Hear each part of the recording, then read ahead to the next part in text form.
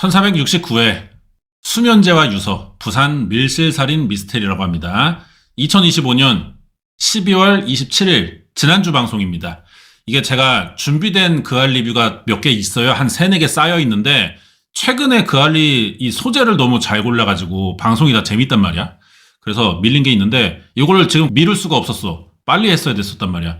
그래서 이게 보니까 사건이 되게 복잡하게 꼬여 있고 보는 맛이 있어요. 누가 범인일까 우리가 추리하면서 나름 이 새끼 이거 거짓말 아닌가? 얘는 이렇게 말하네? 모순 아니야 이거? 이렇게 생각하는 부분이 있어갖고 재미가 있는데 이게 또 방송 나가고 나서 범인이 잡힌 것 같아요. 기사가 떴어요. 그래서 이거를 제가 범인 공개를 하고 봐야 될지 방송 보신 분들은 다 알 텐데 어떻게 진행해야 될지 지금 머리가 복잡합니다. 어느 타이밍에 이 범인이 누군지를 말해야 될지 적절한 타이밍에 제가 오픈을 할게요. 그렇게 하고 이게 방송이 또 특이한 게 증거가 없어. 방송 내내 1시간 내내 인터뷰만 해. 사람 말만 가지고 사건을 판단해야 됩니다. 복잡해요. 사람 말들만 기억하고 있어야 되기 때문에. 그렇기 때문에 여러분이 정신을 똑바로 잡고 알겠죠? 멍 때리고 막 침 흘리면서 보지 마시고 이거는 우시지마가 아니니까 정신을 부여잡고 추리하는 느낌으로 봐주시면 될 것 같습니다.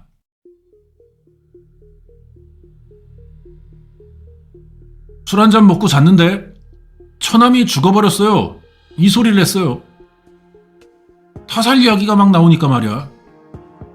한 일주일인가 있으니까 이분이 행방불명 돼가지고 시체로 발견됐다는 소리를 또 듣고 말이야. 이런 일을 왜 벌였을까?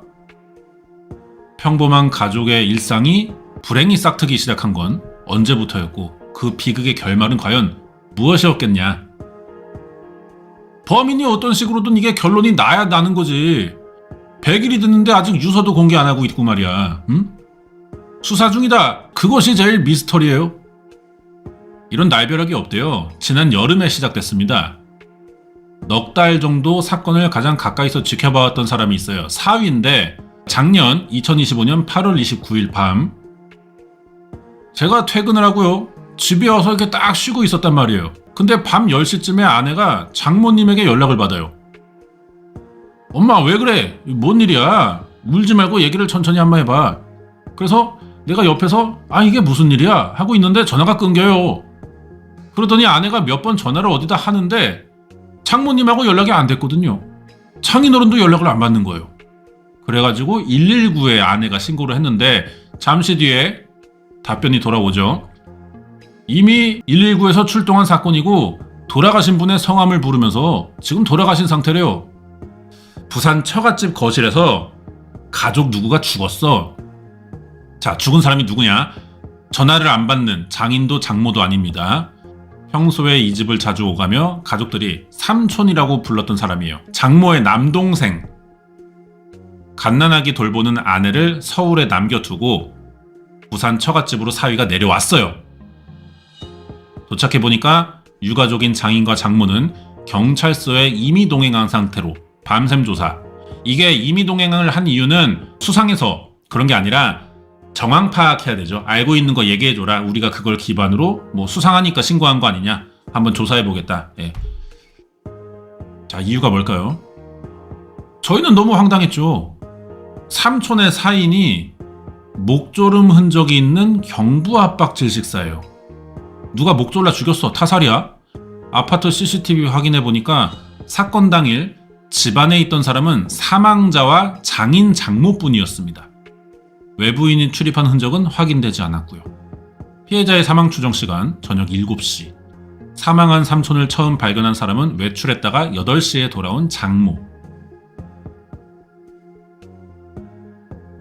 장모님이 울면서 빨리 신고 좀 하라고 했는데 장인어른이 신고를 안 했대요. 경찰 와서 사망했다고 판정하고 목 눌림의 흔적이 있다. 그러니까 장모님이 장인어른한테 네가 내 동생 이렇게 만들었지? 막 이러면서 막 달려들었다 그러더라고요. 삼촌이라고 하니까 장모님의 남동생이겠죠? 그러면 장모님은 지금 남편 장인어른을 의심하는 거야. 네가 내 동생 죽였지 이러면서. 삼촌이 숨진 채 발견된 소파 주변에는 먹다 남은 블랙커피랑 머그컵이 있습니다. 그리고 장인이 혼자 쓰는 안방 침대 위에서는 넥타이가 발견됐어요. 부검 들어갔어. 사망 원인 밝혀야 되니까.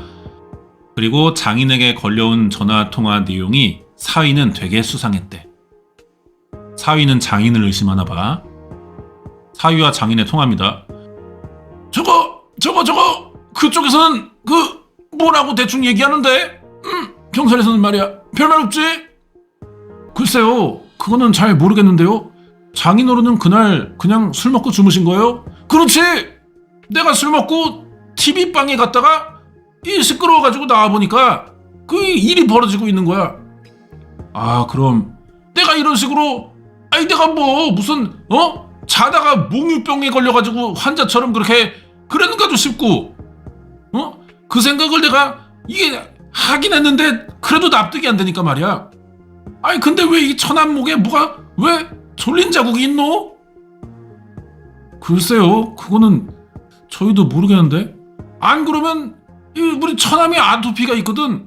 그래 그것 때문에 그렇게 된 거겠지. 일단 장인어른은 인정하지 않고 있어요. 나라고 의심하지 말라는 거지. 사건 당일 술 먹고 잠들어서 기억이 없다. 그러면서 장인은 자기 아내의 진술이 궁금하대. 아내를 의심해. 지금 부부가 서로 의심하는 거야 이러면. 남동생이 죽던 날 집에 그 둘이 있었으니까 서로가 너밖에 없다 범인. 왜 난 아니니까 이 상황. 자 CCTV 다 확인해 보니까 사건 당일 집에 있던 사람은 사망자의 장인과 장모 그리고 외부인이 출입한 흔적은 없다. 내부의 소행이다. 계속 사위.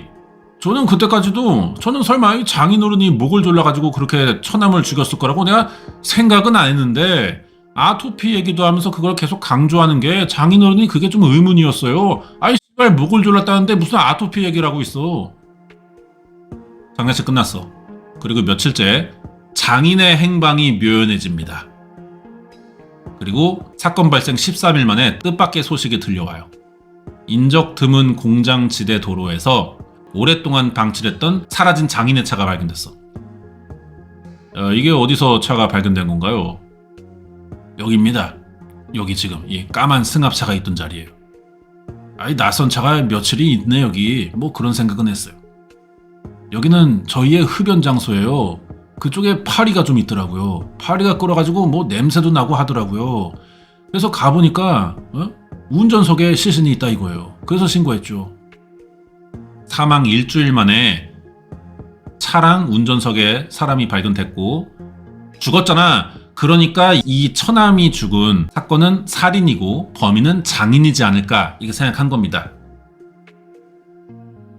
차 안에 짐칸 있는데 냉매통이 있었거든요. 조그만 이 프로판 가스통 같은 거 말이에요. 검안서에 장인의 사인은 산소결핍에 의한 질식사로 스스로 목숨을 끊은 걸로 결론이 났습니다. 기억이 없다던 장인이 목숨을 끊은 거예요 지금. 아내의 의심을 받다가 사위도 좀 이상하게 받고 경찰의 수사망이 좁혀오니까 범행이 들킬까봐 두려웠던 게 아닐까. 자 사위가 그래. 경찰이 그때 유서가 있대요. 제가 그래서 유서를 좀 보여달라고 그랬죠. 근데 경찰이 유서를 공개하지 않습니다. 자백인지 혹은 억울함을 호소한 결백인지 누구도 알 필요는 없다. 그렇게 진실도 묻은 채 장례식이 치러졌고요. 사위는 열흘 사이 두 번의 장례보다 더 놀라운 일은 없을 거라고 생각했어요. 자 그런데 탈북민이 사망하고 매형 숨졌다. 누나 입건됐다. 기장군에서 40대 남성이 사망했다. 누나 피의자 전환. 친누나 살인 혐의 조사. 입건됐다. 기사가 막 나.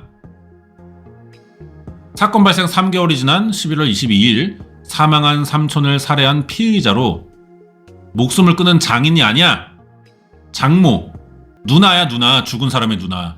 경찰이 잡았어요. 이게 어떻게 된 일일까? 자, 이분은 기자인데 정밀 부검 결과는요. 통상 한 달 아니면 뭐 2달 안에 나오는데 거기에 대한 분석이 이루어졌고요. 누나였던 여성이 복용했던 수면제 성분을 검출했던 걸로 알려져 있습니다.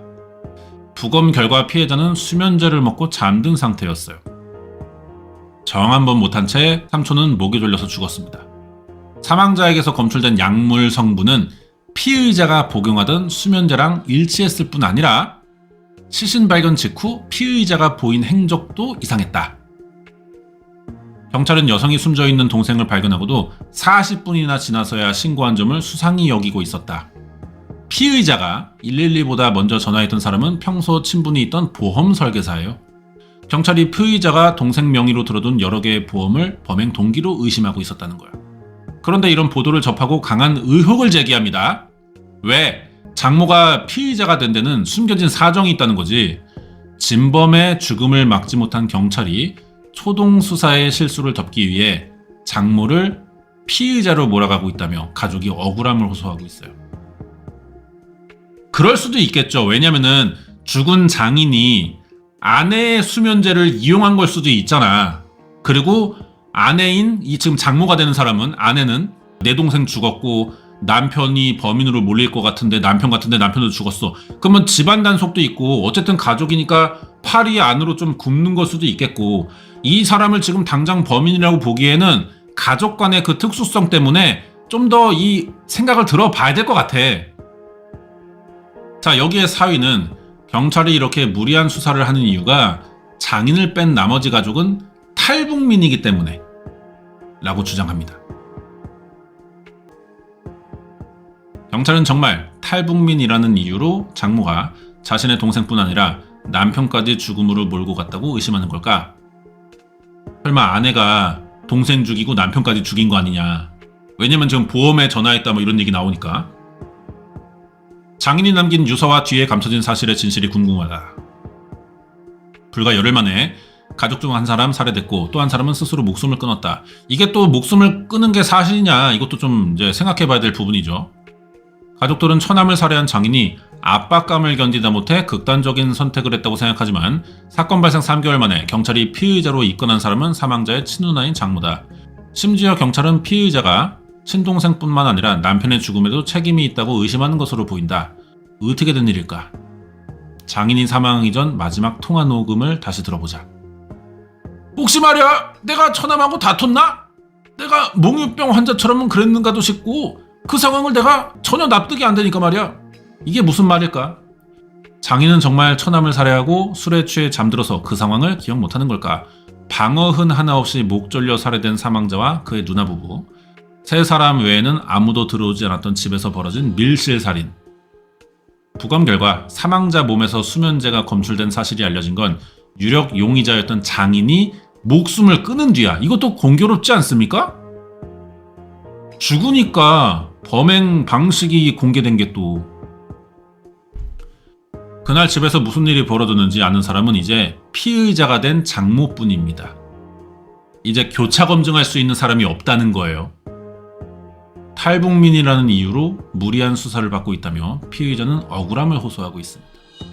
그러니까 뭐 이런 거겠죠. 백인 경찰들이 흑인을 그냥 다짜고짜 의심하듯이 우리가 탈북민이니까 색안경 쓰고 그냥 괜히 수상하게 보는 거 아니냐, 그 핑계인데 일단 장모를 만나봐야 될 것 같아요. 현관문이 닫히면 외부에선 누구도 알 수 없는 가족들만의 시간이고 두 사람은 숨지고 한 사람만 살아남은 그 시간 속에 갇힌 진실은 뭘까?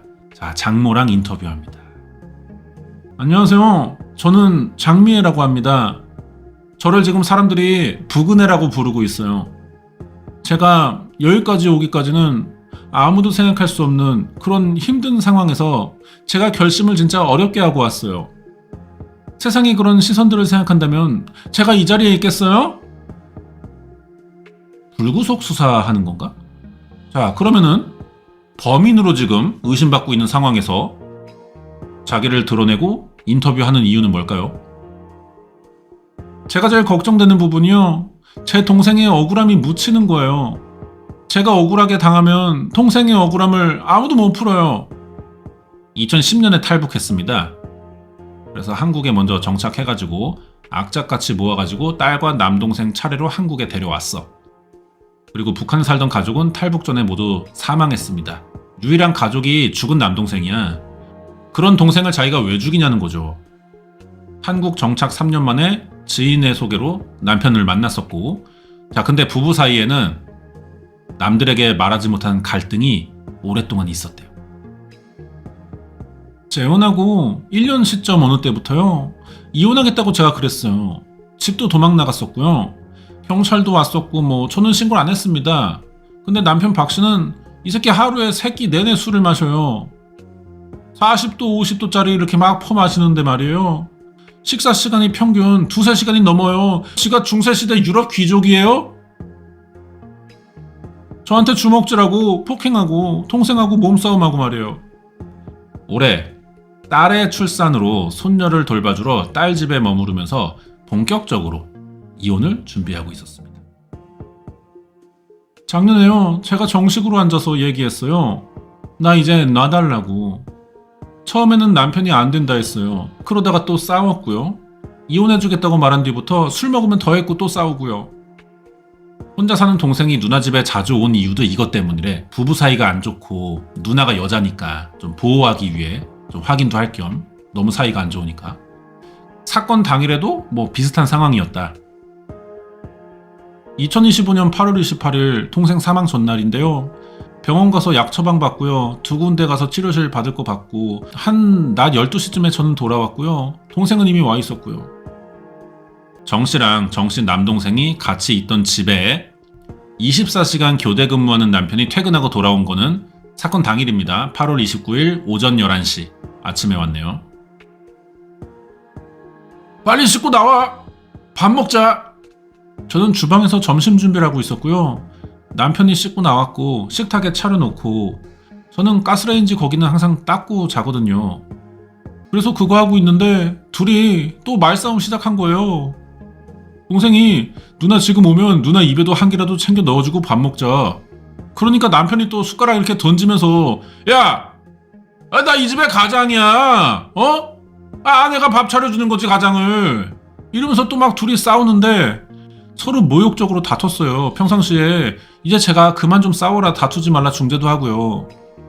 설거지를 마쳤을 때 남편은 식탁에 앉아서 반찬을 안주 삼아 또 술 마시고 동생은 거실에서 TV 봤고 누나 정씨가 보험 설계사에게 전화를 건 거는 오후 4시 25분입니다. 왜 전화했을까요? 그 보험 설계사가 저희 집 사정을 누구보다 잘 아는 사람이었단 말이에요. 동생이랑 제가 많이 믿고 따르고 가까운 분이었어요.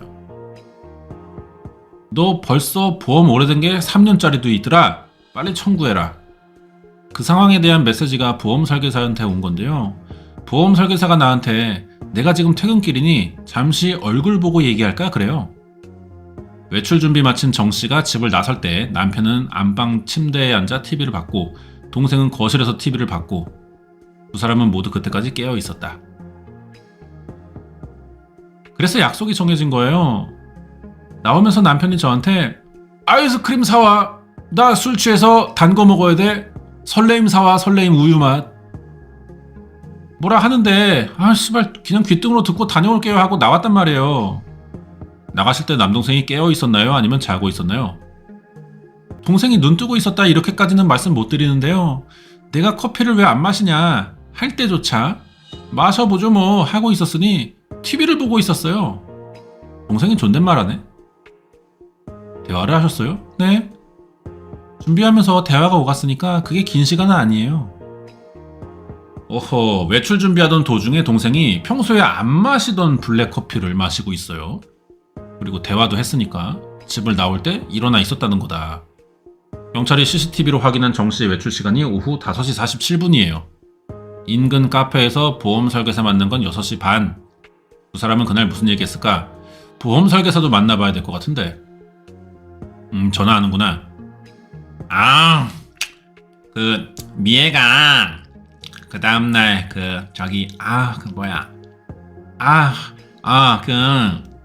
서울 가기 전에요. 잠깐 저희 하자 그래서 그날 만난 거거든요. 보험 관련해서 특별히 저기한 건 없어요. 그리고 동생은 자기 목숨보다도 누나를 더 자기해요. 그래가지고 마지막 만난 그날 우리 만났을 때 얘기가요. 동생한테 가서 누나 없을 때는 집에 가지 마라 그래라. 그래가지고 괜히 또 저기 하고 그러면 안 되니까. 정씨가 남편과 재혼할 때부터 알고 지낸 사이예요. 보험 설계사도 남편의 술버릇이 이상하다는 걸 알아. 그래서 그냥 그런 얘기 한 거야. 뭐 걱정해주고 아유 네 남편 또 그러니 뭐 이런 식으로. 나 그 남편이 술을 너무 과하게 저기 해서 그런 얘기 많이 들었고요. 언젠가 한 번은 밤에 술 먹고 저기 했다 그러더라고. 응급처치라도 해보게 혈압약을 좀 이렇게 저기 해라 그래서 밤에 간 적 있어요. 진짜 가니까 거실에 누워있던데요. 사람 들어오는지 나오는지도 모르고 저기 하더라고요. 그날 두 사람이 헤어지기 전부터 정 씨의 동생에게 무언가 문제가 생겼던 것으로 보험 설계사는 기억을 한답니다. 저랑요. 가기 전에 맞아. 정 씨가 동생 좋아하는 거 사가려고 동생한테 전화를 했는데 동생이 안 받더라고요. 그러면은 보험 설계사랑 같이 있을 때 정미애 씨가 동생한테 전화를 했어. 안 받았잖아. 이미 사망한 상태라고 봐야 될까요? 보험 설계사의 진술대로면은 정미애 씨가 수상한 게 아니잖아, 지금. 알리바이 입증되는 거잖아. 그러면은 이거는 또 남편에게 혐의가 좀 올라가는 진술이에요. 그럼 그 전화 통화가 몇 시쯤이었던 것 같으세요? 그때가 가만히 있어봐. 헤어지기 전이니까 아마 한 저녁에 초저녁이에요. 7시 반쯤. 정 씨는 반려견용 홈캠으로 집안 상황을 확인하려고 했습니다. 근데 어찌된 일인지 영상이 또 제대로 보이지 않아요. 왜 전화 안 받나 하고 언니하고 둘이서 CCTV 눌러보자 이래가지고 그래서 이게 에라 났나? 그러면서 그때 일어났거든요. 빨리 집에 가려고요. 그리고 정 씨가 집에 도착한 시간이 저녁 8시 5분. 그렇다면 그녀는 왜 귀가하고 40분 넘도록 112에 신고를 안 했던 걸까요? 실제 사건이 벌어진 현장에서 정 씨의 설명을 듣고 그냥요 제가 여기 딱 들어오니까 이 센서 등이 딱 켜지는 거예요. 왜 불이 다 꺼져 있나 이러고 탁 들어가는데 TV 소리는 들렸어요. 안방에서 담요 덮고 소파 밑에서 자고 있더라고요. 동생이 그렇게 자고 있으니까 별 생각 안 한 거죠. 죽었겠다고 생각하겠어?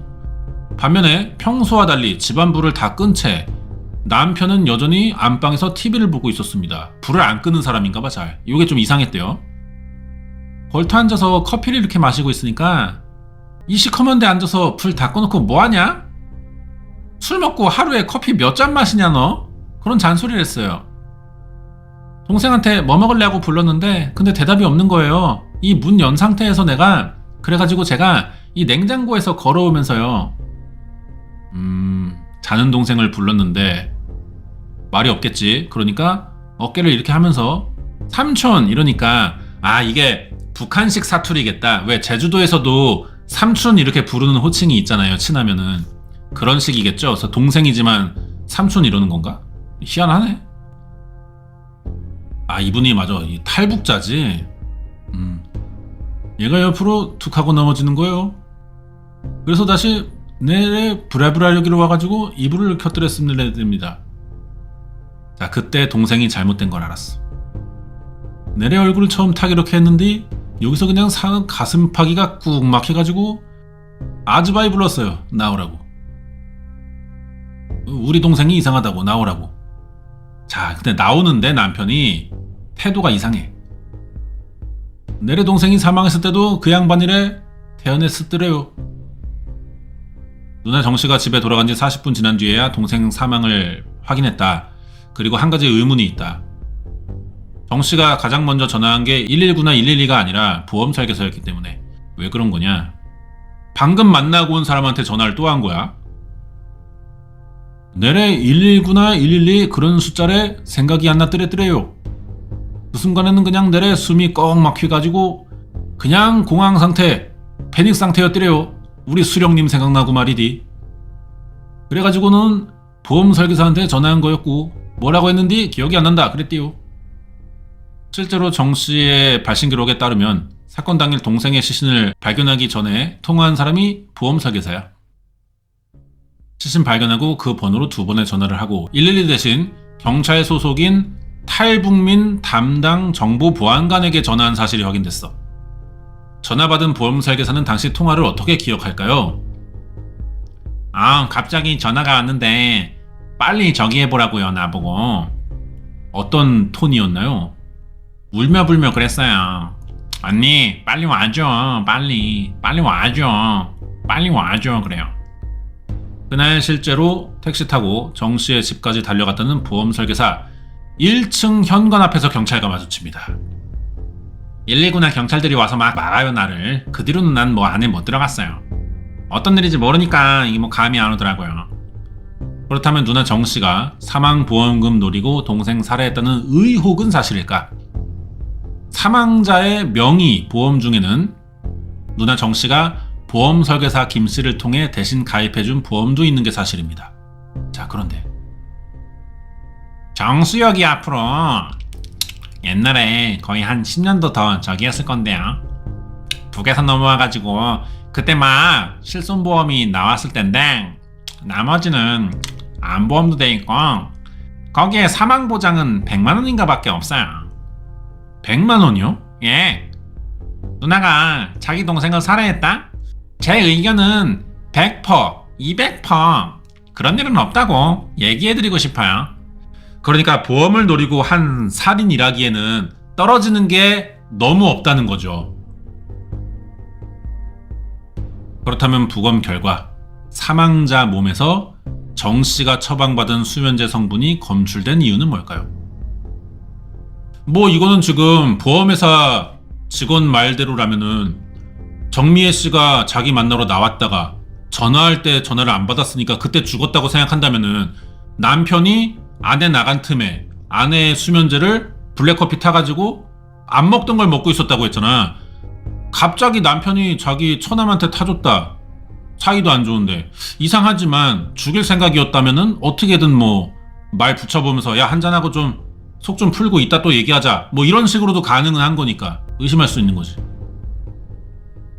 재혼하고요 한 1년 안 된 시점에서 남편의 폭언하고 폭행 같은 게 있고 그러니까요. 제가 정신과 다니기 시작했어요. 불면, 우울증, 스트레스 이런 걸로 병원 가니까 심하다 그래가지고 제가 약을 먹기 시작했어요. 정씨가 직접 제공한 진료 기록에 따르면 정씨는 올해에도 내과와 정신과 등에서 불면증, 공황장애를 진단받고 약물 복용을 꾸준히 했습니다. 우리를 만났을 때도 매일 복용한다는 약을 가방에서 꺼내가지고 막 이렇게 보여줬어. 그 약이 사망한 동생의 몸에서 나온 거냐? 제가 먹던 약이 한번 없어진 적이 있어요. 누나 약 손대지 말 것 하고 딱 해가지고 거실에 면봉이라든가 볼펜이라든가 두루두루 이렇게 보관하고 있었어요. 경찰의 압수수색 과정에서 그 약통은 남편이 주로 사용하던 안방 침실에서 발견됐고 동생의 시신 인근에 놓여있던 블랙커피가 담긴 머그컵에서는 수면제 성분이 검출됐습니다. 평소 블랙커피를 즐기지 않던 동생에게 사건 당일 커피 타줄 사람은 남편밖에 없다고 정씨가 주장해요. 반면에 남편은 블랙커피를 매일 마십니다. 그렇다면 남편은 처남에게 수면제를 탄 커피를 먹여서 잠들게 하고 목조를 만큼 명백한 살해 동기가 있는 거냐? 경찰 수사가 끝나기도 전 스스로 생을 마감한 걸 더욱 용서할 수 없습니다. 정씨가. 남편은 정말 아내가 떠나는 걸 막기 위해 가장 큰 장애물이었던 처남을 살해했던 걸까? 남편한테는 뭐 죽어서 직접 들어볼 순 없지만 다른 사람들의 얘기를 들어보면은 정황상 범행 동기가 있는 것 같기도 해. 근데 지금 정작 잡혀 들어간 거는 아내야. 누나 정씨 측에서 제공한 동생의 보험 서류들을 보면 의료비, 보장보험, 운전자보험, 퇴직연금, 손해보험 6개가 들어가 있고요. 그중 누나인 정씨가 동생 명의로 가입돼서 보험료를 내주기로 한 보험은 2가지다. 이 동생은 가족이 없나? 만약에 가족이 있다면 죽으면은 가족이 우선권이니까 뭐 자식이나 아내한테 갈 거 아니야 동생이. 그러면은 누나가 죽인다고 해서 얻을 수 있는 건 없거든요 사실.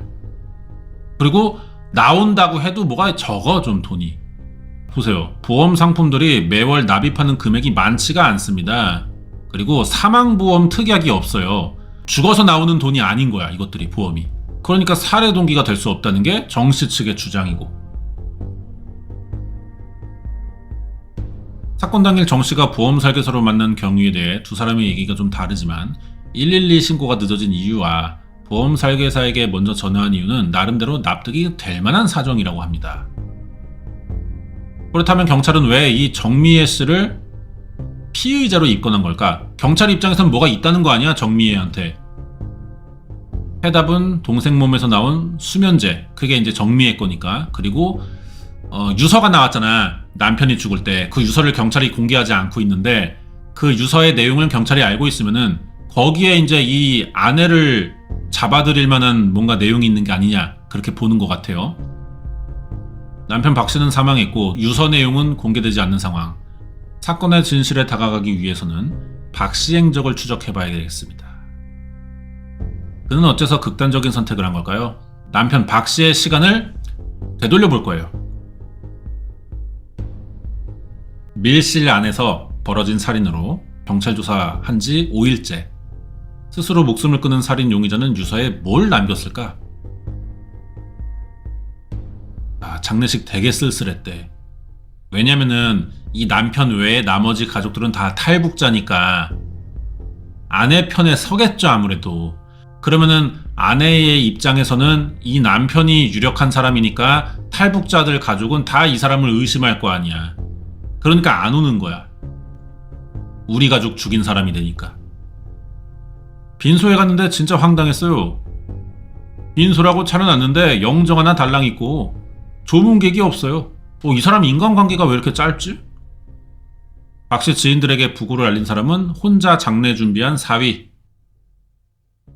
내 동생 죽인 인간을 왜 내가 장례 치러주냐? 그렇죠. 박 씨랑 연락 끊고 지내던 형제들이 장례식장 온 거는 저녁이다.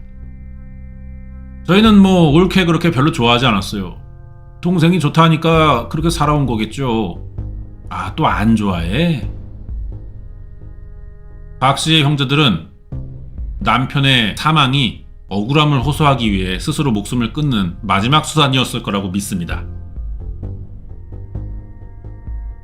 내 동생이라서 뭐 이런 말씀 어떻게 들릴지는 모르겠지만 얘가 그렇게 뭐 저기 안 좋게 할 그럴 성품이 못 돼요.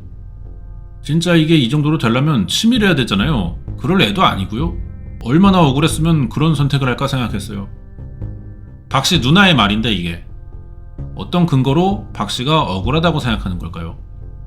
사망자의 목에 남은 흔적도 안방 침대 위에서 발견된 넥타이와는 일치하지 않습니다. 박 씨가 억울할 수도 있다는 가능성은 그저 친형제들의 바람일 뿐인 걸까? 사위가 부고를 돌렸던 연락처를 받아서 박 씨의 지인들을 만나보기로 했다는데 가장 먼저 찾아가 만난 곳이 박 씨가 다니던 직장이에요. 1년 6개월, 18개월간 박 씨와 함께 근무한 동료는 박 씨에게 처남의 사망 소식을 가장 먼저 전해들은 사람이라고 합니다. 8월 31일 아침에 출근해야 되는데 10시 반 돼서 왔어요. 왜 늦었냐? 그러니까 처남하고 나하고 술을 한잔 이렇게 하고 있었는데 처남이 죽었어요. 경찰서에선 내가 조사받고 그래야 돼서 가봐야 됩니다. 이러는 거예요. 근데 남편 박 씨만 진짜 불쌍하거든요. 쥐가 억울해서 죽은 거 아니냐. 나는 이렇게 생각했지. 왜 그렇게 생각하는 걸까? 자세한 얘기 못 들었는데 아직. 처남하고 남편 박 씨하고 사이가 좋았어요. 처남이랑 술 먹고 싸웠다는 소리도 나는 한 번도 들은 적이 없는데? 아니 정미애 개인은 처남하고 남편 사이 안 좋다며. 남편이 자기 때리고 못살게 구니까 그거 감시하러 오는 사람이라며. 근데 이 남편의 직장 쪽에서는 사이 좋다고 알고 있어요. 남편 박 씨가 딸이 이뻐가지고 진짜 죽으려고 할 정도로 말이야. 딸 이쁘다고 하고 손녀 낳고 나서도 손녀 얘기, 사위 얘기, 딸 내려온다, 딸이 내려온다 하면은 연차 내고 놉니다 같이. 예? 그런 양반이 어딨냐고 요즘 시대에. 그러면 저기 부부 사이는 어땠는지 아세요? 마누라 그냥 끔찍이 생각했어. 단란한 가족으로 알고 있어요. 남자가 집안의 아내랑 사이가 안 좋아. 뭐 거의 노년에 접어든 나이야. 그러면 회사에서 막 숨기진 않을 것 같은데 그냥 아내랑 안 좋다 뭐 그런 거 얘기하지 않을까요? 뭐 없는 말 지어내서 사이 좋은데? Why not? 뭐 이러진 않을 것 같아. 어느 정도 회사에서는 대충 사이 안 좋다 이 정도는 나올 만한 하거든요. 근데 그런 말이 없으면은 나는 남편 쪽이 좀 더 무죄 이렇게 좀 보입니다. 간란한 가정으로 알고 있었고 박 씨가 아내로부터 이혼 요구 받았다는 이야기를 한 번도 들은 적이 없어요. 마누라가 통이 크다던데 등치는 조망만한데 뭐랄까 통이 크다 이런 소리를 입에 달고 살아요. 자기 집도 막 7, 8억 하는 것도 마누라가 질러가지고 그걸 했다는 식으로 하더라고. 서울로 올라가니 어쩌냐고 뭐 피부관리실도 한다 그러고 그러다가 나중에 아프다 하더라고. 어디가 아프대요? 아내가 아프대요. 췌장암이라는 소리를 듣고 9개월 정도 지난 후에 이런 일이 생긴 거요. 아내 정 씨가 제공한 진료 기록에 따르면은 지난해 6월부터 보아밀라 제혈증으로 췌장 관련 검사를 받았고요. 그 무렵부터 체중이 막 줄어가지고 37kg야. 건강이 안 좋은 게 사실이고. 근데 췌장암 진단을 받은 사실은 없다고 합니다. 혹시 직장 동료가 박 씨의 이야기를 췌장암으로 잘못 이해한 건 아닐까? 남편이 그 박 씨가 아내 아프다면서 말이야. 병원에서 췌장암 항암 치료를 12번인가 받았어요. 돈을 한 9천만 원의 현금을 줬는데 그걸 받고 나서 돈이 없다고 한다는 거예요. 원래 암 환자들은 자기가 돈을 넣어도 나중에 이게 건강보험이 환급이 되잖아. 환급되면 5천, 6천 원 나오겠구만. 근데 그 돈이 다 어디 갔을까 하니까 돈이 없다 합니다 이러더라고. 야, 이러면은 남편이 거짓말한 건 아니에요. 남편은 지금 아내한테 속았어. 췌장암이라는 핑계를. 이 말대로면은 여자가 이상해지네. 박 씨 아내의 췌장암 얘기를 들은 건 박 씨와 40년 지기로 매달 개모임 한다는 고교 동창들도 마찬가지. 췌장암이라고 얘기를 들었습니다. 아마 치료비가 지금 한 1억 5천 정도 들었을 거다. 야, 무슨 치료비가 그러냐? 아무리 암이지만 말이야. 보험하고 뭐 이렇게 다 돼 있을 건데 말이야.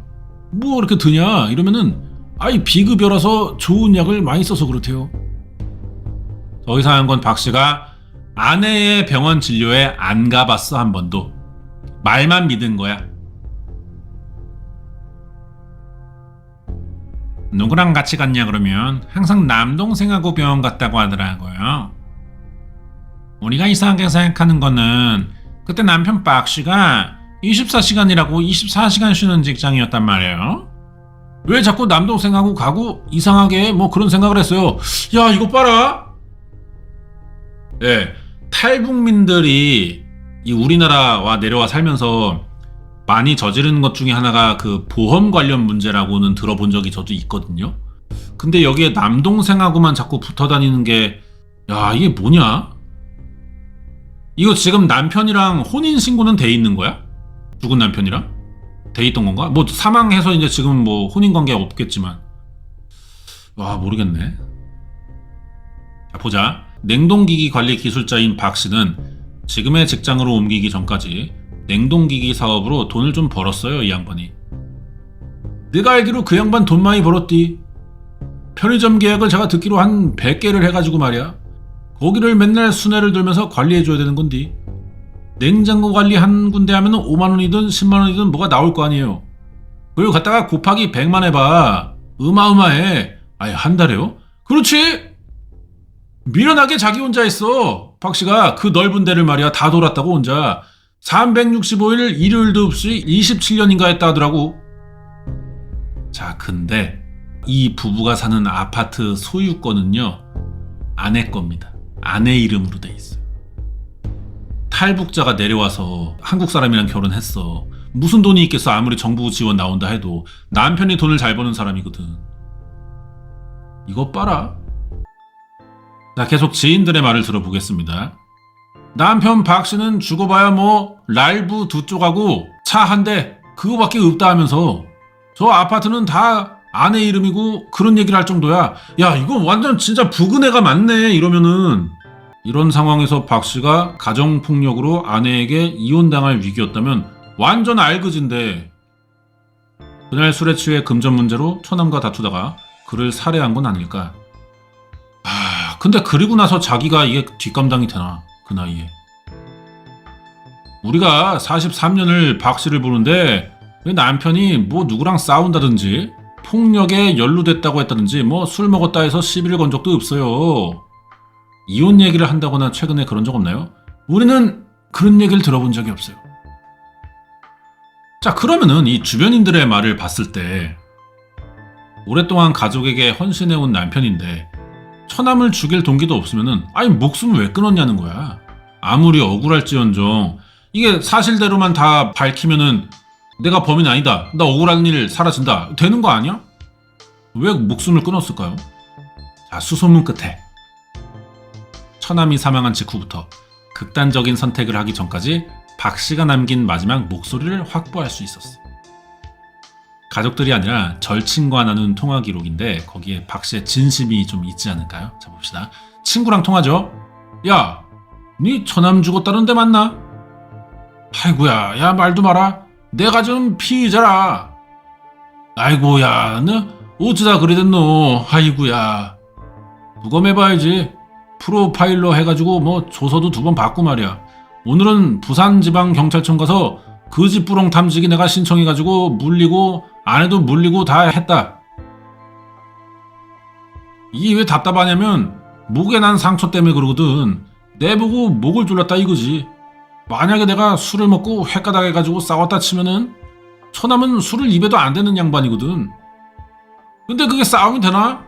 처남이 사준 일본 양주인가? 그게 잘 안 깨더라고, 내가 체질에 안 맞는지.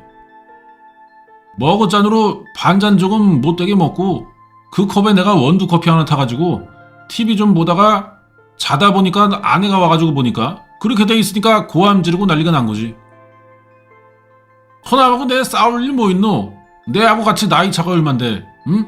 그리고 처남도 나를 많이 챙기고 나도 안타까워가지고 얼마나 잘해주는데 가족 간에 우위가 돈독한데 내 이 상황이 이게 뭐라 설명이 안 된다 야. 네 처남하고 싸운 적 없나? 지금 집에도 못 들어가. 내 지금 차에서 자고 있다. 애 엄마 있는데. 내 혼자 어디 모텔 가서 잠도 안 올 뿐더러 침대에 혼자 누워있으면 창문 열고 뛰어내릴 것 같다 진짜. 자, 이 정도면 사실 여러분 둘 중 한 명 골라야 될 것 같지 않아요? 초반부에 잠깐 이게 누굴까 이렇게 좀 막 따져봐야 될 것 같은데 이게 진행될수록 아내 쪽이 의심되죠. 정미애 게이. 예, 우리 미애 게이가 구속됐습니다. 봐봐, 쌓인 빚이 10억이래. 남편 혈액에서도 수면제가 나왔고. 이거 봐, 살인 혐의 인정하십니까? 살인 혐의 인정하시나요? 대답! 안 해. 뭐 다 나온 거야 지금 그 아래서. 동생 돈 노리고 계획범죄 저질렀다. 그러니까 남편은 아내가 빚이 10억 있었는지 몰랐을 수도 있는 거예요. 그죠? 동생 퇴직금이랑 상속재산을 노렸다. 보험금을 노린 게 아니야. 남편도 수면제 먹여 재웠다. 방금 전화통화에서 나왔던 친구랑 죽은 처남이 일본에서 양주 사왔는데 그거 먹었는데 술이 잘 안 깬다. 거기에 약을 탄 거야 이 여자가. 그래서 남편도 골아 떨어지고 동생한테도 블랙커피 아까 처음에 제가 밑줄 쳤죠. 그게 복선인데 그 남동생이 블랙커피 안 마셔. 근데 거기다가도 타서 먹인 거야. 안 먹는 커피를. 뭐 동생은 누나가 주니까 먹었겠지. 그리고 쓰러졌어. 남편 술 취해 약 먹여 재운 사이에 목 졸른 거야. 그래가지고. 그러니까 아내가 혼자 말만 들기가 얼마나 좋아. 둘이 싸웠다. 각자 TV 본다. 방에 들어가서. 남편도 깨 있었고 나 옷 차려입고 나오면서 동생 깨 있을 때 커피 마시는 거 보고 있었다. 다 맞춘 거야 이렇게 혼자. 아내가 살인범으로 몰아서 남편은 진짜 억울해서 죽은 것 같아요. 그러면 남동생이 미혼이고요. 결혼을 안 했구나. 하긴 뭐 자꾸 누나 가정집에 찾아오는 자체가 자기 가정이 없어야 가능하겠지. 그리고 친누나인 장미애 게이가 유일한 상속인이었어. 남편의 유서가 이 여자분을 구속하고 나왔어요. 왜냐면 경찰은 이 유서를 갖고 있으면서 그 아래 공개 안 했던 이유가 그거야. 이 유서가 공개가 돼버리면은 우리가 지금 조사 중이고 유력하다고 생각하는 걔가 증거를 만들어내거나 대응을 할 수가 있으니까. 좀 더 확실해질 때까지 심증 단계니까. 왜냐면 남편의 일방적인 내용이니까, 생각이니까 유서는. 자, 그래서 공개해서 유서. 아내가 나를 살인범으로 몰고 있다. 이게 유서에 들어있던 거야. 그래서 그알 방송에는 이 방송 나올 때도 경찰은 이제 조사 중이었어요. 그래서 공개를 안 했던 겁니다. 자, 이제 그럼 퍼즐이 다 맞는 거죠. 답답함과 억울함을 호소하며 아내를 걱정하는 박 씨의 음성은 트루인 걸까? 아니면 완벽한 연기인 걸까? 처남의 부검과 사건 현장 재감식이 이루어진 다음 날, 이번엔 친구 박 씨에게 먼저 전화를 겁니다. 너가 아내가 띄웠겠디. 아이, 내한텐 연락이 없어. 그러면 그 부고장 연락했으면 검신은 끝났단 얘기잖아. 나한테 혐의가 있으면 나도 모르는 사이에 술 먹고 그 짓거리를 했으면 경찰이 들이닥쳐야 될 거 아이가? 그자? 왜 난 안 부르노? 전화를 해보는 게 맞지. 그래, 그것이 맞는데 낮에 사위하고 통화했거든. 나도 자세히 모르겠는데 뭔가 중요한 사항이 있는 모양이라. 네, 그래가 지금 내하고 통화하는 걸 다들 꺼리는 눈치라. 궁전 편의점에서 내 소주 한잔 먹고 자다가 이제 일어나가지고 너한테 지금 전화하는 거거든. 뭐가 어떻게 돌아가는지도 모르겠어 지금. 아, 이게 아까 초반부에 사위 인터뷰도 있고 그래가지고 사위조차도 좀 이게 장인을 약간 이상하게 봤었잖아. 왜냐면은 장모한테 속은 거니까. 그런 것 때문에 장미애가 가족 장악력이 너무 좋았네. 그러다 보니까 이 박 씨가 좀 소외감도 느끼고 아무도 내 편이 없다는 생각에 목숨을 끊은 것 같아요. 의지가 떨어지는 거야, 이래서. 내일은 무슨 일인지 알게 될 거라고 달랜 뒤에 친구가 전화를 끊었습니다. 그게 마지막 통화예요. 통화 중에 언급한 편의점 가봤습니다. 박 씨가 편의점 냉장기기 사업할 때 거래처로 만나서 5년간 친구로 지내는 점주인데 처남 사건으로 조사받던 중에 편의점 찾아와서 하소연하고 편의점 주차장에 차를 대고 차 안에서 잠을 잤습니다. 차에서 왜 이렇게 불편하게 자냐? 내가 문 열어놓을 테니까 우리 2층 소파에서 자라. 그러니까 자기는 차가 더 편하다고 하더라고요. 이틀을 같이 보냈는데 박 씨가 어떤 모습이었을까요? 심리적으로 막 쫓긴다든지 이런 느낌은 1도 안 받았습니다. 야, 죽기 직전의 상황인데 이런 느낌을 안 받을 수가 있냐? 이것도 이상해지는 거야. 이미 포기한 상태인가? 범죄를 저지르면 불안해하거나 초조해하거나 그런 얘기가 뭐 일절 없고 내가 이렇게 뭐 좀 가슴을 열어서 보여주고 싶다. 왜 죽어있는지 이해를 못하겠다. 억울해하는 건 말을 하는데. 다른 친구가 보내준 처남의 부고 문자를 확인할 때도 함께 있었습니다. 두 사람이. 남편 박 씨한테 얘기도 안 하고 장례식을 진행시킨다. 이건 지금 아내가 남편을 의심하고 있다는 거 그거 말고는 설명이 안 되잖아요. 그때부터 사람이 좀 안색이 바뀌었어요. 되게 어두워졌어요. 저녁 식사를 우리 가게에서 컵라면하고 삼김인가 그거 사면서 물 받으면서 혼잣말로 어이구 내 팔자야 그러더라고. 이건 또 메소드 연기라면 나올 수 없는 디테일이에요. 정말 그 상황에 처했어야만 나올 수 있는 자연스러움 같은데 일부러 나중에 누군가 경찰이 찾아오거나 그 알이 인터뷰 오면은 이 말을 전달해 주길 바라면서 은연중에 알리바이를 남기는 뭐 그런 건가? 그렇게 생각하기는 어렵잖아. 자연스럽긴 하거든. 다음날 출근해서 또 혹시나 해서 봤어요. 차 안에서 움직이는 걸 내가 봤거든요. 그리고 오전 10시 이후에 차가 빠졌어요. 경찰은 박 씨가 편의점을 떠난 다음날 극단적인 선택을 했다고 주장하고 있습니다. 박 씨가 사위에게 남긴 마지막 메시지는 자신의 죽음을 악귀가 방해한다. 이거가 야 너무 이상하다. 자살을 악귀가 방해한다. 저희는 그때 삼촌 죽음에 너무 꽂혀 있어가지고요. 별로 신경 안 썼나? 그런데 박 씨의 사망 소식을 접한 점주는 그가 생전에 했던 투자 이야기가 내내 마음에 걸린다고 합니다. 올 초쯤 되는 것 같아요. 뜬금없이 우리는 통일되면 괜찮아질 거예요. 이러더라고요. 그래서 내가 통일이 되면 뭐가 괜찮아지는데 그러니까 아내의 고향에 땅을 사놨대요. 북한에요? 예, 북한에. 그럼 브로커가 있대요. 뭔 소리야. 아니 북한이 왜 공산주의야. 토지 소유가 안 돼. 개인 재산 축적이 안 되는 나라라서 공산주의잖아. 샀다고 한들 그 나라를 떠나서 한국에 신분을 갖게 됐는데, 주민번호를 갖게 됐는데 그게 내 소유로 여전히 인정이 되겠냐고. 뭔 쥐약 처먹은 소리라는 거야. 이게 브로커가 있으면 브로커가 먹으면 그만이지 네 땅이라고 증명이 안 되겠지. 그리고 1년에 한 번씩인가 관리비를 보내준대요. 참. 사건 한 달 전에도 같은 얘기를 하길래 AI 답변까지 보여주며 갑론을박을 벌였다. 1억이 넘는다는 아내의 암치료비와 살 수 없는 북한 땅 투자비. 여기에 박씨 앞으로 날아온 우편물은 모두 뭘까? 박씨의 유서 내용은 억울함, 기억 안 난다. 그것은 범행에 대한 자백이 아니라 억울하다는 호소일 뿐이야. 남편 박씨가 남긴 마지막 통화 내용과 지인들의 증언은 모두 박씨가 억울하다는 내용뿐이었다는데, 박씨가 술 먹고 잠든 사이에 벌어진 처남의 타사를 도무지 이해할 수 없지만 아내가 외출하고 처남과 단둘이 있던 상황을 설명할 길도 없는데 아내마저 자신을 의심하자 스스로 목숨을 끊었다는 겁니다. 가족에게 헌신적이고 이혼 얘기는 처음 듣고 오히려 아파트를 아내 명의로 돌려줬고 거액의 치료비는 물론 의문의 투자금을 건네줄 정도로 아내를 굳게 믿었다. 남편이 뭐 좀 건강이 안 좋아졌나? 그래서 아내한테 재산을 좀 넘기는 건가? 왜 굳이 집을 명의를 돌리지? 다 늙은 나이에? 경찰이 사건 발생 석 달 만에 아내 정 씨를 피의자로 잡은 이유도 이런 정황 때문이었다. 박 씨가 남긴 유서 역시 정말 기억 안 난다. 억울하다는 내용이기 때문에. 그런데 이런 정황들이 아내인 정 씨가 친동생을 죽였다는 증거가 될 순 없을 거다. 무엇보다 아내 정 씨는 동생의 사망 추정 시간인 저녁 7시에 외출 중이었으니까. 용의자는 아내와 남편 두 사람뿐이지만 사망한 남편과 피의자로 입건된 아내 양쪽 모두 결백을 주장하고.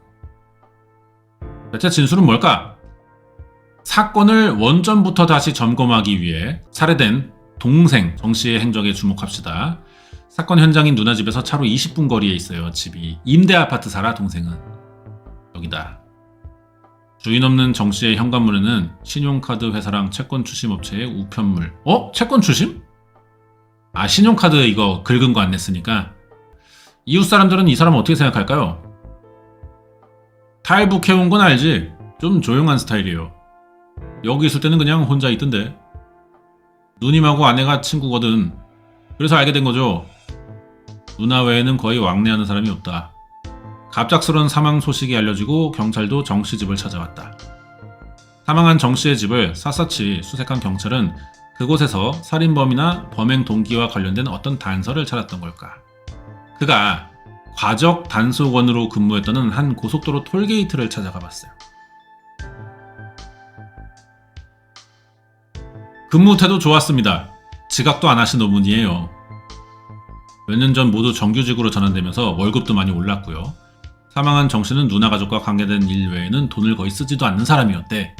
가진 돈이 좀 있었겠네. 돈 쓰는 건 좀 아깝다 하더라고요. 그래서 밖에서 누구 만나는 사람은 잘 없었어요. 실제로 가족이 제공한 동생과 누나의 통화 기록에 따르면 관계가 특별해요. 동생은 누나 가족에게 자주 용돈과 선물을 했을 뿐 아니라 조카의 결혼과 출산 무렵 각각 4천만 원, 3,100만 원의 현금을 대출받아 지원할 정도로 돈을 아끼지 않았다. 빚을 내서 준다고? 번듯한 신도시 아파트 소유했고 매달 300의 월급을 받던 매형 부부는 왜 동생에게 이런 현금을 지원받은 걸까? 근데 누나 정씨의 아파트 등기부 등본을 떼보니까 처음 매입할 때 받은 주택담보대출 외에도 3년 전 저축은행에서 거액의 대출을 추가로 받은 사실이 있었습니다. 이거를 남편이 몰랐을까? 동생은 어떨까? 왜 이렇게 무리한 대출을 받은 걸까? 야, 미에게이 나와봐. 그거요. 투자할 때 받은 거요. 무슨 베트남 그때 남편이 저한테 어디다 투자한다 이렇게 알려준 것도 아니고요. 무슨 베트남에 무슨 땅 어떻게 몇 년 정도 시점이가 받은 게 있거든요. 누가 받은 건데요, 대출을? 내 이름으로요.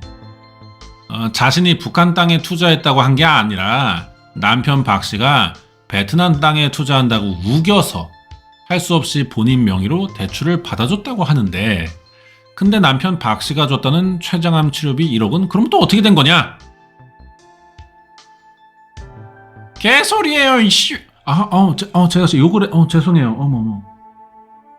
제 절친인 사람들은 아닌 거 다 잘 알아요. 이상한 땅 투자와 사실이 아닌 암 치료비를 부부 중 누가 어디에 얼마 썼는지 경찰이 계좌 추적을 통해 확인하겠지만 살해된 동생이 누나 부부에게 금전적인 도움을 준 거는 이제 사실로 보인다. 아니 왜 주냐고 동생. 동생이 가입된 보험 중에는 누나 정 씨가 자세히 말하지 않았던 사망보험금이 있네. 아 이게 있구나. 있네 사망보험이 1억 5천. 회사에서 단체로 가입한 상해보험과 퇴직연금보험 그리고 누나가 지인인 보험설계사 통해서 가입해준 보험 등을 모두 합하면 피해자 사망으로 유가족이 받을 수 있는 보험은 과연 얼마일까? 회사 퇴직금을 제외하더라도 7개의 보험에서 유일한 법적 상속인인 누나 정씨가 받을 수 있는 돈은 보험 설계사가 말한 100만원보다 많다. 최대 2억 정도 됩니다. 이러면 얘기가 좀 달라질 수도 있겠는데요. 아까 신문기사 봤던 내용들이네. 그 알도 다 파악했었네. 거액의 대출 원금과 매월 내야 하는 이자로 곤궁한 처지였던 걸로 보이는 미의 개인은 보험살인 의혹에 대해 어떤 입장일까요? 경찰은 이상하게 나보고 보험금이 어쩌고 저쩌고만 하는데 보험금이요? 내래 지금 신청할 수가 없어요. 탈북 시기가 다른 정신남매는 각각 직계존속 가족관계 증명서만 발급돼가지고 법적 상속인이라는 사실을 증명하려면은 법적 절차가 좀 필요하대. 살인마는 잡아넣어야지. 뭐 해요? 울고불고. 어? 경찰이 남편을 긴급 체포하지 않아 남편의 죽음을 막지 못했고 그 책임을 덮으려 무리한 수사를 하고 있다는 게 정 씨의 주장입니다. 여기에 경찰은 뭐라 하냐? 아이 씨발년 봐라. 아이 뭐 증거 수사를 해야 되는데 무조건 그냥 잡아놓고 봐요? 그러면 인권 침해잖아요. 예? 이게 이 증거 수사라는 건 말이에요. 이 시간이 존나 필요한 일이에요. 이거 가볍게 보시면 안 돼. 우리 같은 사람들이 하는 일을. 어? 신중하게 접근을 해야 된다 이거야. 둘 다 긴급 체포? 우리가 또 못해요? 한다면 하지. 한남들이거든. 근데 그게 또 막상 말이 쉽지. 예? 공범이 아닌 이상 이게 바로 되겠어요? 이게 뭐 이태원 살인 사건도 아니고 말이야. 존나 열받게 하네 진짜. 우리 같은 사람들을 좀 오해하지 말아달라 이거야. 열심히 하니까. 초동 수사 당시에 부부 모두 긴급체포 요건에 해당할 만한 증거가 없었습니다. 근데 약 3개월 만에 정 씨를 피의자로 입건한 이유가 뭐냐? 아 정말 그 입건했다는 건 우리 이유가 뭐 또 없겠어요? 그냥 잡아넣어? 우리 뭐 80년대 중국 공안경찰이냐고. 우리 그런 사람들 아니에요. 다 나라 법에 의해 적법한 절차에 의해서 한 거고 다 타당한 사유가 있다 이겁니다. 자 그런데 피해자 몸에 누나 정 씨가 복용하던 수면제와 같다는 점이 피의자로 전환되기에 충분한 증거였을까? 그쵸, 제가 처음에 얘기했잖아요. 남편이 아내 수면제를 이용했을 수도 있는 거니까. 약통 하얀색 22, 노란색 26알, 48알. 아, 여기에 이분 나오셨네요. 증거가 충분하지 않습니다. 일단 이 사건에서는요, 강력한 피해자가 따로 있습니다. 살해당했던 그 시각에 그 집에 갇혀있던 유일한 인물이 남편입니다. 그 남편이 당연히 제1 용의자인 것이죠. 그리고 이 여성은 사망 추정 시간에 집에 없었습니다. 이 여성이 지금 피해자로 될 수 있는 유일한 가능성은 사망 시각이 바뀌는 것밖에 없지 않습니까? 그러면 애초에 이게 지금 사망 추정 시각이 잘못 나왔기 때문에 생긴 일일 수도 있겠네요. 아내의 말대로면은 자기 나가 있을 때 동생이 죽은 거잖아. 자기가 전화로 동생이 전화 안 받는다고도 은연중에 얘기를 했으니까 나가 있는 상황이 사망 시점이라고 생각할 수 있단 말이야. 근데 아까 기사 봤을 때 잡히고 나서 생각하니까 퍼즐을 맞추자면은 남편 술에 약태 먹여 재우고 동생 커피에 약태 먹여 재우고 남편 자는 시간에 목을 조르고 나가야 되는 거 아니야. 그러니까 이게 사망 추정 시간대가 잘못 나왔기 때문에 생긴 것 같아요. 정 씨는 봐봐. 분명히 사망 추정 시간에 외출했다가 사망 추정 시간이 훨씬 지나서 귀가했다는데. 사망 추정 시각은요, 어느 시점이 아니에요. 범위예요, 범위. 우리가 법의학적으로 사망 시각을 추정하는 건 체온, 그 다음에 시반, 그 다음에 시강, 그 다음에 각막의 혼탁, 이런 여러 가지 것들을 합해서 하거든요. 많은 부분이 사망 시각 결정이라 그래서 어떤 한 시점을 생각하시는데 사실은 범위입니다. 그 범위가 2시간 정도는 낭낭하게, 뿔마 2시간은 당연히 달라질 수 있고요. 범위니까 그 안에 들어올 가능성이 저는 충분히 있다고 봅니다. 이렇게 되면은 아내도 이제 사망 추정 시간대 알리바이가 없어지는 거지.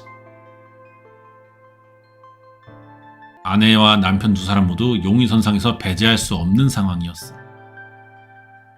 근데 경찰이 사건을 쉽게 종결하지 못한 데에는 남편 박 씨에 대한 범죄 프로파일링 결과도 한몫을 했다. 오호, 분석이 잘못됐다는 얘긴데. 자, 여기에 권일용 프로파일러에게 솔직히 연예계, 이 방송계에서 약간 좀 밀렸습니다. 솔직히. 괜히 정치한다 그래가지고 그때부터가 시작이었죠. 꽉 잡고 있던 분인데 좀 그런 판단들이 아쉽긴 해요. 하지만 실력 면에서는 뭐 여전하시다. 예.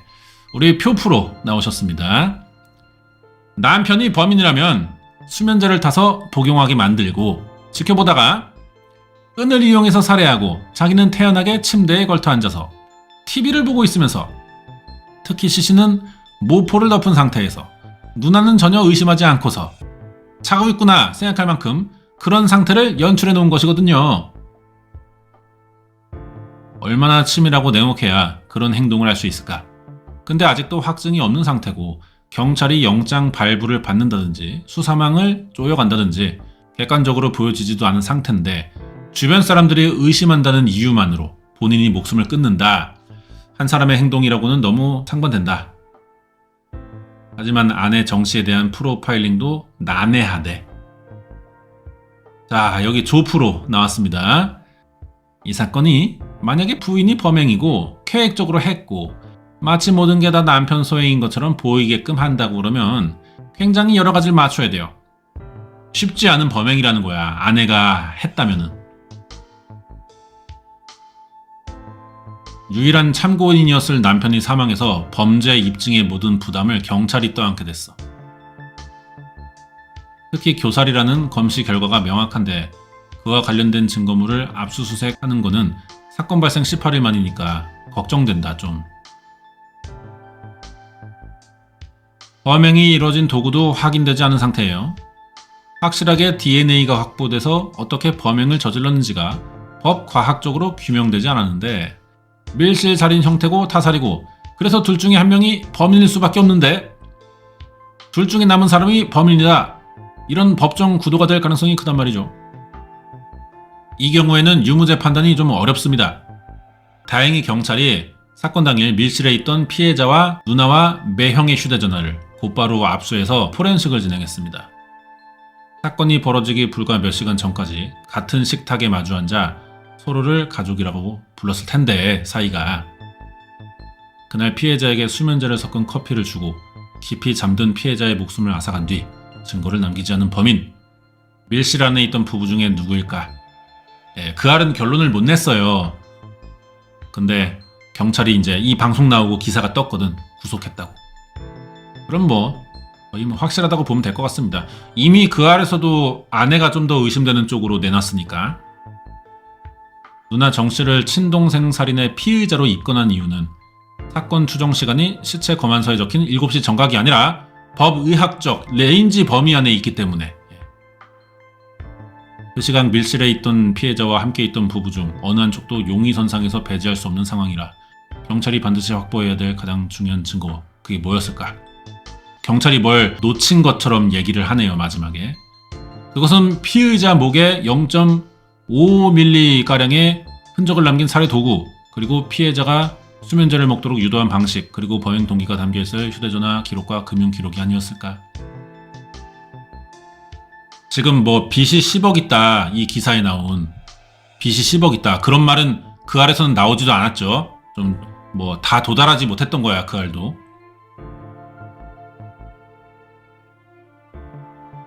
피의자 정 씨 주장처럼 초동 수사 당시 경찰이 남편 박 씨의 자살을 막지 못한 것은 아쉽다.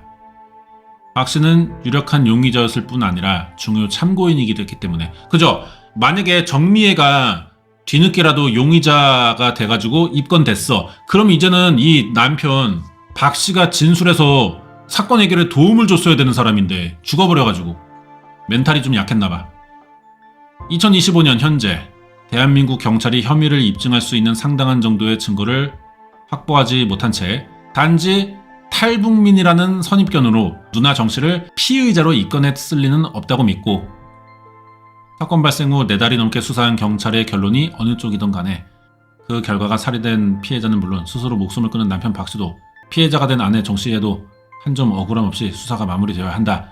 예, 굉장히 중립적인 척 했지만 이거 보는 우리는 아내가 좀 더 이렇게 기울어진 운동장이 돼버리죠. 예, 아내를 좀 더 의심해야 되는 게 맞고, 예, 방송 이후에 기사가 이렇게 떴습니다. 그래서 예, 여자예요, 여자. 정미애. 범인은 정미애입니다. 부근해야 부근해. 부근해, 북인숙, 부규정 그런 거야. 뭐 사건은 이래서 뭐 거의 명확하게 나왔다고 보시면 될 것 같습니다. 예. 다시 북한에 보낼 수는 없고, 예, 뭐 웃기자고 하는 말이죠. 예. 저는 북한을 보내는 거는 사실 우리나라가 이 남북 관계에 있어서 상당히 인도적이지 못한, 예, 그런 거고 정치적으로 문제가 될 수도 있고, 차라리 이런 거 캄보디아를 보내는 거야. 응? 북한이랑 엇비슷하니까 적응하기 쉬워. 또 가면은 캄보디아행 하자는 거야. 카맹. 예? 카맹 가자고, 카맹. 그러면 돼. 응? 카맹 한번 우리 국민청원 할 때가 됐어요. 예. 범죄자들의 신속한 카맹, 요거 한번 추진해 보자고. 들고 일어나 다들. 자, 그래서 예, 말끔하게 해결된 사건이고요. 예. 제가 처음에 얘기했죠. 이게 인터뷰로만 진행돼요. 다 내용들이. 뭐 증거 하나 보여주는 게 없어. 인터뷰, 전화 내용이 전부야. 그래가지고 볼 때 이게 말들이 너무 많으니까 이게 한 번에 이해하기가 좀 힘들었거든요. 그래서 제가 이 방송 전에 한번 훑어봤는데 또 이렇게 찬찬히 읽어보니까 좀 이제 확실히 이해가 되네. 처음에 방송 볼 때는 그 카멘 가야 될 그 여자가, 부근애가 그렇게 마냥 의심만 되지는 않았었어요. 더 이상한 것들도 남아있으니까. 근데 다시 또 이렇게 보니까 좀 더 명확하네. 그렇습니다. 잘 봤고요. 상당히 미스터리한 사건이었고, 요즘에 그 알이 또 소재를 잘 골라, 이 친구들이. 그래가지고 인기가 다시 올라가고 있어요. 그래서 요즘에 그 알 재밌습니다. 다음 주도 뭐 되게 관심 가는 내용이던데 뭐. 그래서 다음 주 그 알도 좀 이렇게 관심 깊게 한번 보고, 우리가 또 저도 이제 보면서 괜찮다 싶으면은 바로 또 빠른 리뷰 준비하도록 하겠습니다. 오늘 1469회 봤습니다. 수면제와 유서고요. 부산의 밀실살인 미스테리. 이제 미스테리는 아니야. 부근해의 사건이었습니다.